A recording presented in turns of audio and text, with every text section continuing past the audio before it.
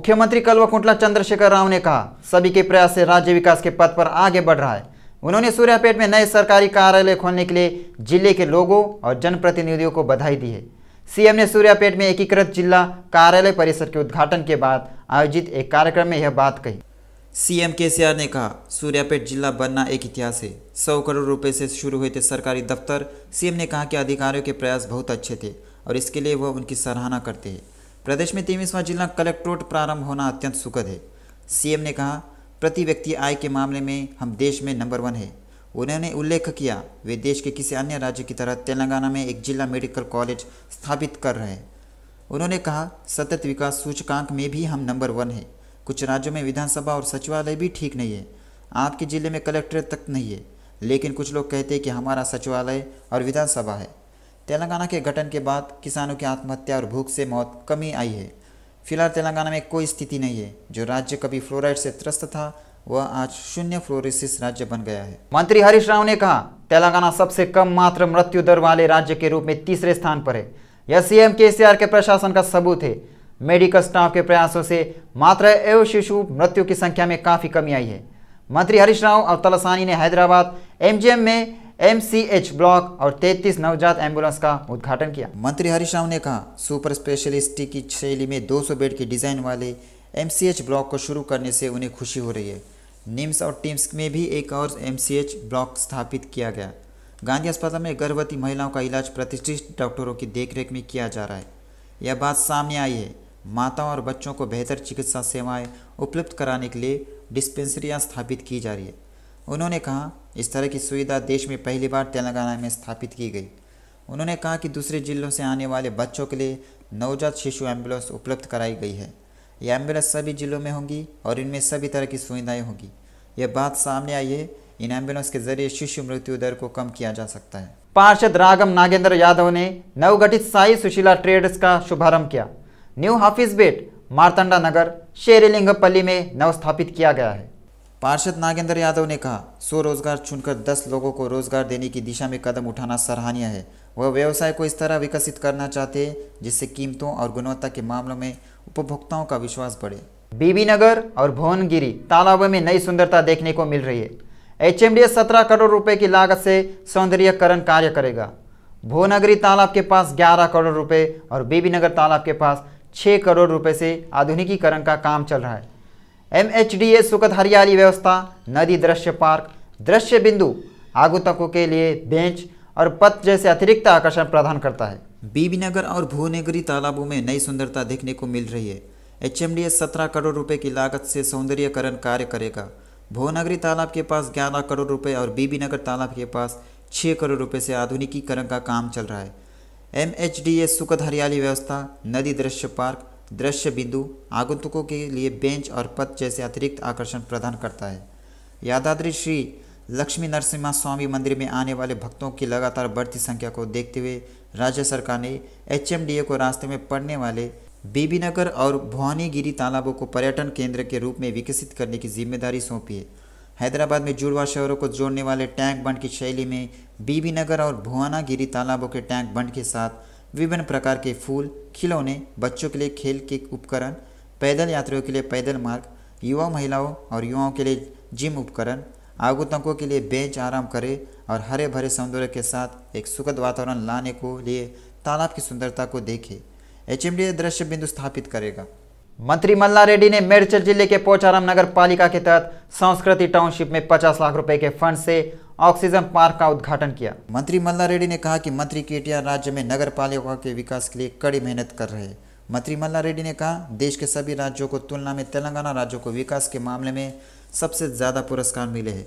पोचाराम नगर पालिका विकास के पथ पर अग्रसर है। निजामाबाद जिले के इंदलवाई टोल प्लाजा पर काफी तनाव रहा। बीजेपी के राष्ट्रीय उपाध्यक्ष डीके अरुणा को पुलिस ने हिरासत में ले लिया। निर्मल मास्टर प्लान के खिलाफ भूख हड़ताल पर बैठे महेश्वर रेड्डी के समर्थन में डीके अरुणा सामने आई है। इसी क्रम में पुलिस ने निजामाबाद जिले के इंदलवाई टोल प्लाजा पर डीके अरुणा को रोका।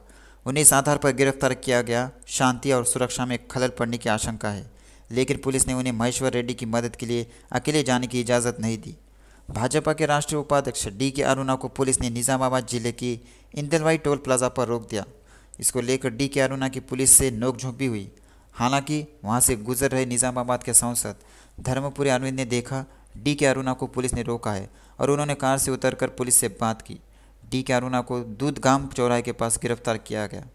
विधायक इटेला राजेंद्र ने कहा कुकटपल्ली एक ऐसा क्षेत्र है जिसने हमेशा भाजपा का समर्थन किया है।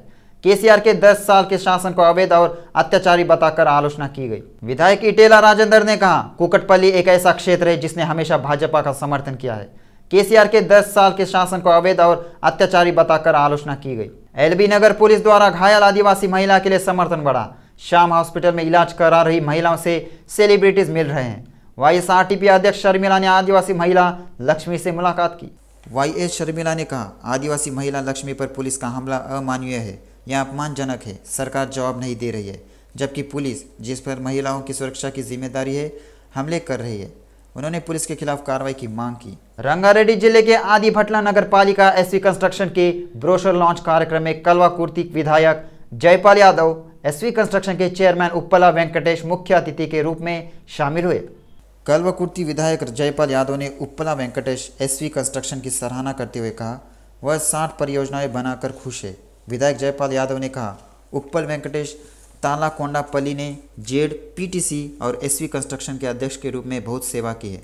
उन्होंने कहा आदि भटला में TCS, एरोस्पेस, टाटा, बोइंग जैसे IT कंपनियों की मौजूदगी लोगों के लिए एक बड़ा। तुर्कयांजल नगर पालिका बसपा पार्टी के नेता बाबू के पिता चंद्रया का कुछ दिन पहले निधन हो गया। बसपा के प्रदेश अध्यक्ष RS प्रवीण कुमार तोरुन गांव के बाबू के आवास पर गए। RS प्रवीण कुमार ने तोरूर बसपा नेता चंद्रया के चित्र पर पुष्प अर्पित कर श्रद्धांजलि दी। बाबू ने परियोजनाओं को सांत्वना दी।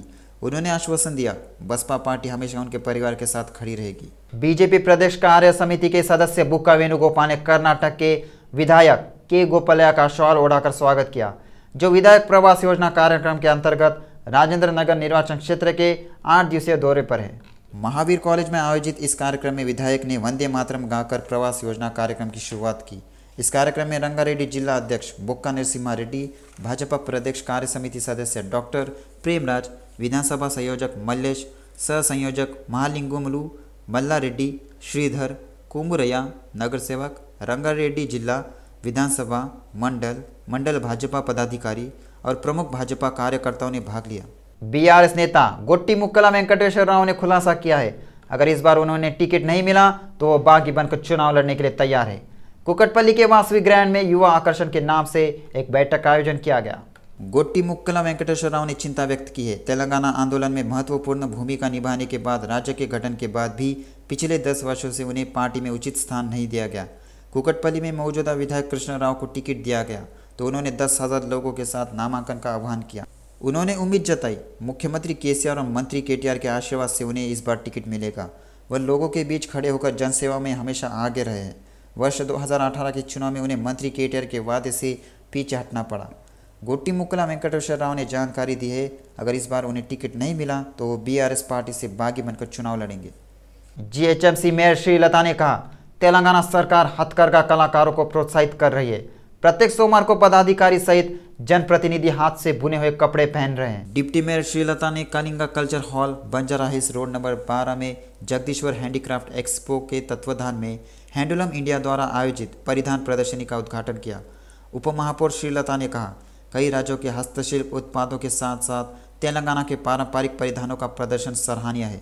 सभी को कारगिर कपड़े पहनने और अपनी हस्तकला में योगदान देने के लिए कहा जाता है। ऐसा कहा जाता है CM केसीआर और मंत्री केटीआर राज्य में कारीगरों को प्रोत्साहन और सहायता प्रदान कर रहे हैं और उनके उत्पादों को अंतर्राष्ट्रीय स्तर पर ले जा रहे हैं। जनसेना पार्टी के प्रदेश प्रभारी शंकर गौड़ ने कहा तेलंगाना राज्य में सत्ताधारी पार्टी सत्ता का दुरुपयोग कर रही है।